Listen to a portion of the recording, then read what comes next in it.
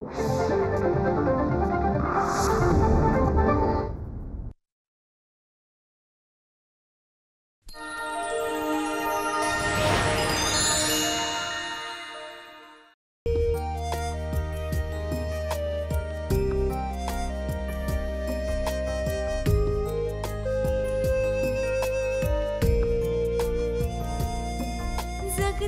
जगता जीवनात यासेही काही येते अन कुणीतरी स्वर्ग सुखाच्या हिंदोळ्यावर नेते वाटे जग हे थिटे त्या पुढे कसली जादू होते मन हे वेडे खुळे भाबडे पुरते गुंतून जाते पण नियतीला रुचते काही तुटतो प्रेम जिव्हाळा आयुष्याच्या वळणावर दैवाचा हा खेळ निराळा। आता शांत व्हा आणि नवीन घरी जा। नाही आजी, तुला सोडून, हे घर सोडून मी नाही जाणार। सगळं कळलंय हा मला। म्हणजे त्या दिवशी तुला ऋत्विक अचानक भेटला ना आणि मग सहज विषय निघाला म्हणून तुम्ही मला अर्णव सरांबद्दल सांगितलं ना। जया, मला वाटलंच होतं की आज तुम्ही इथे येणार म्हणून। बसा बसा ना। मला आधी सांग, तू कशी आहेस आणि रात्र कशी गेली? खरं सांगायचा? इतकी वर्ष तुझंच ऐकलंय, आता जरा आम्हाला हक्क गाजवू दे ना। गाजवा गाजवा बरे हक्क। मी तुमचीच आहे, तुमच्या आज्ञेबाहेर थोडीच आहे। आणि तुम्हाला सोडून जाणार कुठे मी?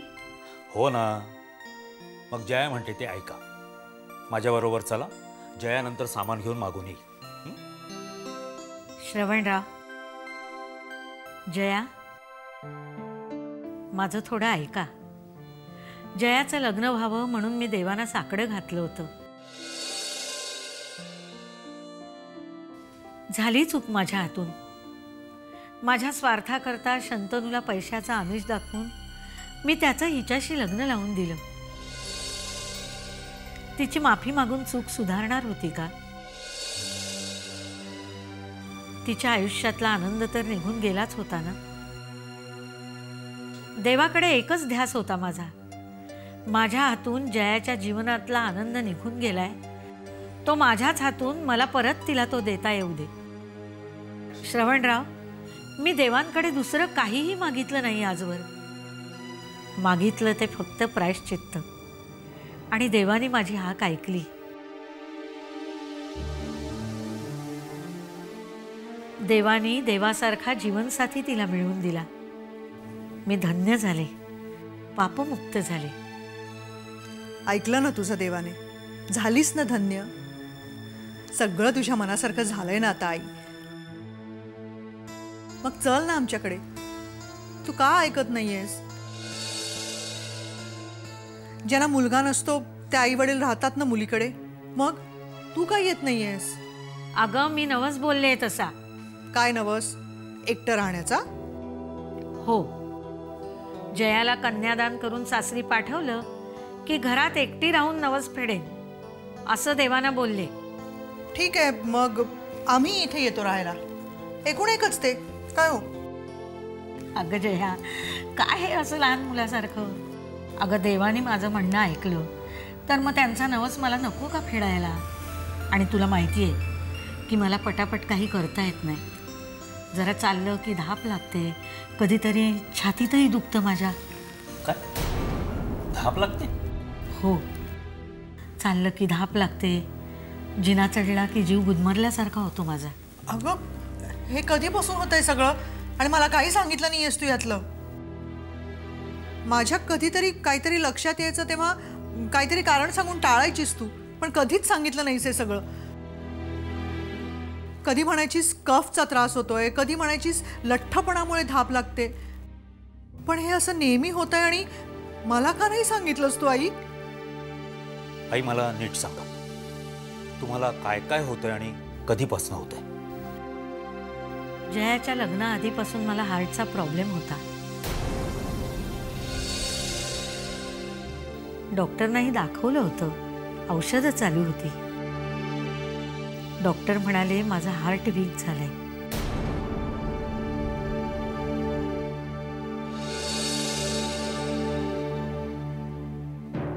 जयाच्या लग्नानंतर मी ही गोष्ट तिच्यापासून लपवून ठेवली. नंतर घटनाच अशा काही घडत गेल्या की माझं औषध आणि डॉक्टर दोन्हीही बंद झालं. पुढे जया आणि मी एकमेकीत इतके गुंतत गेलो की मला तिला हे सांगून तिचं टेन्शन वाढवायचं नव्हतं. आणि खरं सांगू, जर ही गोष्ट तिला लग्नाआधी कळली असती ना, तर तिने ह्या घराचा उंबरठा देखील ओलांडला नसता. आई, सगळं माझ्यासाठीच करायचं होतं ना तुला, स्वतःसाठी काहीच करायचं नव्हतं. तुला सासरी पाठवायची माझीच इच्छा पूर्ण करायची होती ना मला. आणि यात इतकं अपसेट काय व्हायचंय? इतके दिवस चांगली राहिले ना, मग यापुढेही तशीच राहीन की. अगं माणूस आहे, कधीतरी काहीतरी होणारच. नाही आई, आता मी तुम्हाला एकटं राहू देणार नाही. आजच चेकअप करून घ्या. आई, ही एवढी मोठी गोष्ट तू माझ्यापासून लपवून ठेवलीस. हे असं अजून काय काय लपवून ठेवलंयस तू? देवा शपथ, आणखीन काहीही लपवलेलं नाही. मला का नाही सांगितलंस हे? तुला काही झालं असतं तर माझं काय झालं असतं? याच करता नाही सांगितलं. काळजी वाटली असती तुला.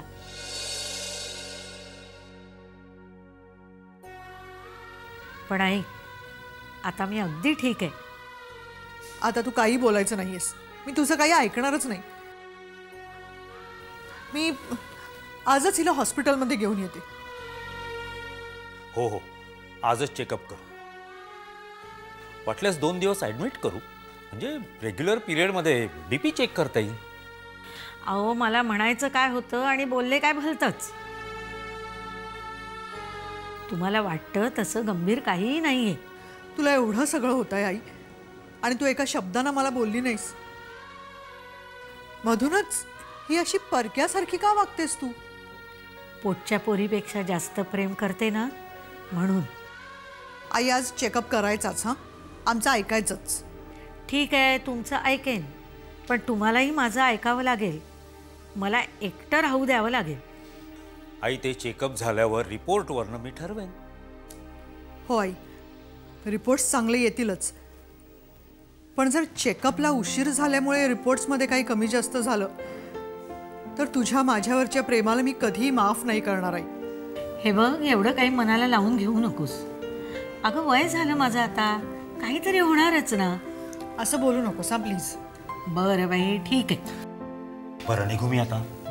जय, आईना नंतर हॉस्पिटलमध्ये घेऊन. अगं, काही बोलू नकोस तू. जे ठरलं ते ठरलं. येऊ मी आता.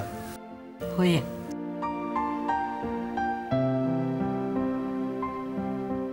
जया, आज ना आपण खूप गप्पा मारूया.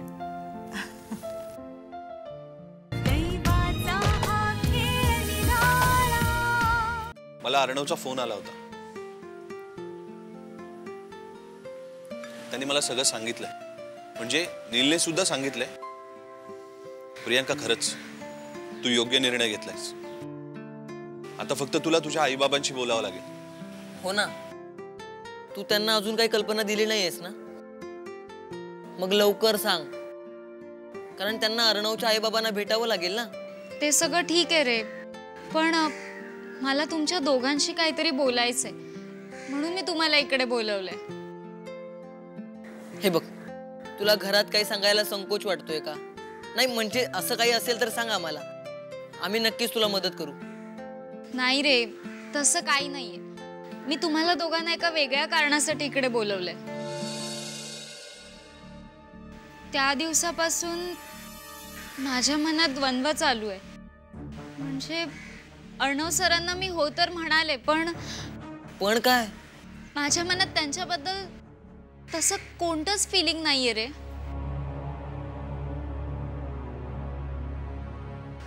मी त्यांच्याबद्दल कधीच असा विचार केला नव्हता रे. आणि आणि आता विचार करते तर खरंच माझ्या मनात त्यांच्याबद्दल काहीच येत नाहीये. असं असूनही जर मी त्यांच्याबरोबर लग्न केलं तर त्यांना फसवल्यासारखं नाही का होणार? काय बोलतेस तू हे? आधी तू त्यांना होकार दिलास, त्यांच्या वडिलांना जाऊन भेटलीस, त्यांच्या वडिलांची परवानगी घेतलीस आणि आता नाही बोलणार? काय वेडी आहेस का तू? अरे रागवतोस कशाला? माझ्या मनात जे आलं ते मी तुम्हाला सांगितलं. मी मान्य करते की हा सगळा प्लॅन तुम्ही माझ्या चांगल्या भविष्यासाठी केला होता. तुम्ही दोघं, डॉक्टर काका माझ्या नेहमी भल्याचाच विचार करतात, पण मी काय करू हे मला कळतच नाहीये. बाळाच्या भविष्याचा विचार करून मी त्यांना होकार दिला. त्यांना माझ्याबद्दल काय वाटतं मला माहित नाही, पण माझ्या मनात त्यांच्याबद्दल फक्त आदर आहे, फक्त आदर, बाकी काहीच नाही. लग्नानंतर मी त्यांच्या भावना ओळखू शकणार नाही, त्यांचा अपेक्षा भंग होईल. थोडक्यात काय तर मी त्यांची फसवणूक केल्यासारखंच होईल ना. हे बघ प्रियांका, तुझ्या मनात नक्की काय आहे ते मला नीट सांग बघू. मला वाटतं एकदा अर्णव सरांना भेटावं आणि त्यांना ह्या सगळ्या गोष्टींची कल्पना द्यावी, त्यांच्याशी एकदा बोलावं. तू असा तडकाफडकी निर्णय घेऊ नकोस.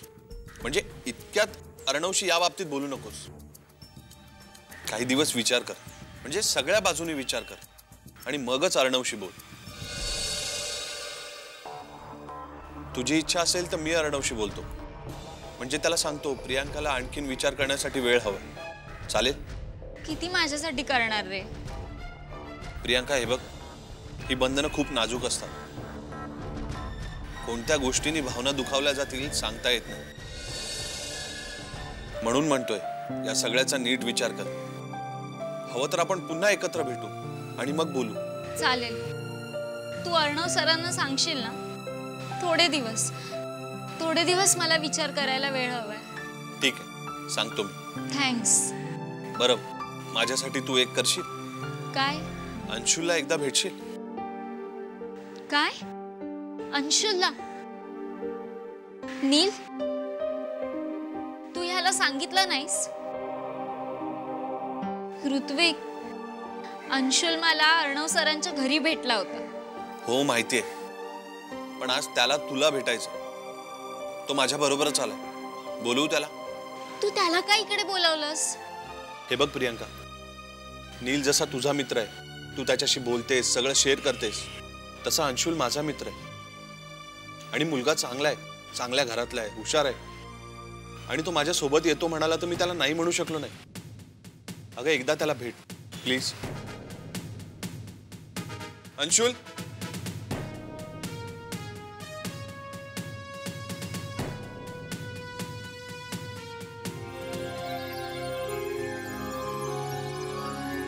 तुम्ही दोघं जण बोलत बसा, आम्ही बाहेर थांबतो. चल नील. हे बाहेर आहे.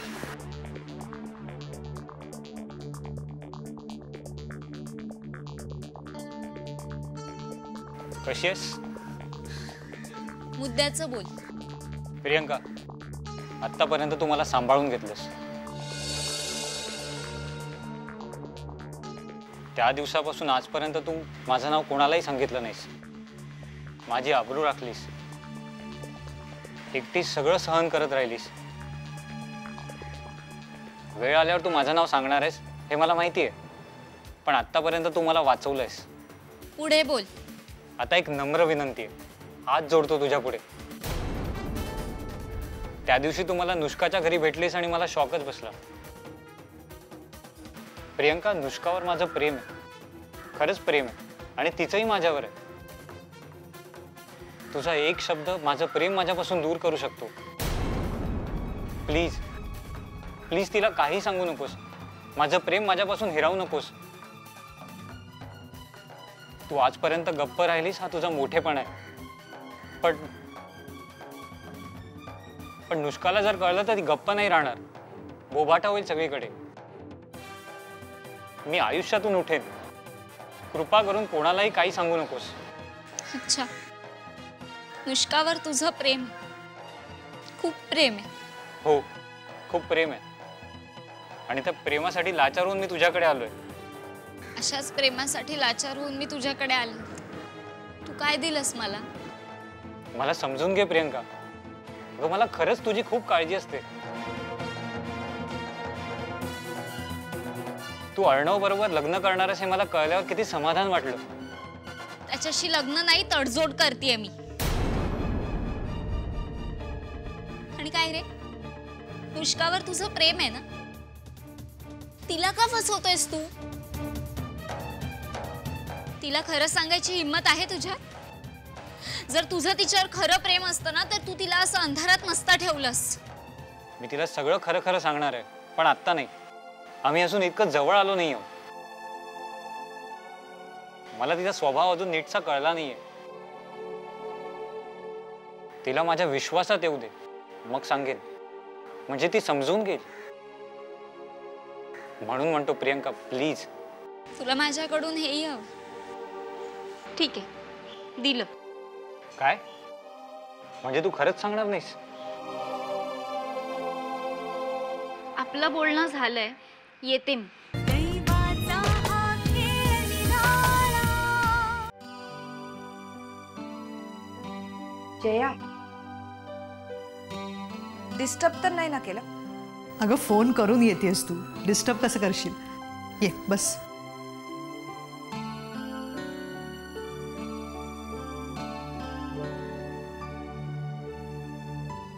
बोल ना. काही नाही, म्हणजे सहजच आले. सहज? हो. माधवी, तू त्या दिवशी जेव्हा नीलने तुला लिफ्ट दिली तेव्हा आमचं बोलणं ऐकलंस. आम्ही हॉटेलमध्ये जाणार आहोत तुला कळलं तेव्हा तिथे आलीस. गार्डनमध्ये आमच्यावर वॉच ठेवलास. माझा नंबर घेतलास. आता मला भेटायला आली आहेस. हे सगळं सहज नक्की नाही आहे. काहीतरी हेतू आहेच तुझ्या मनात. हो, हेतू आहे. माझं स्वतःचं असं कुणी नाहीये.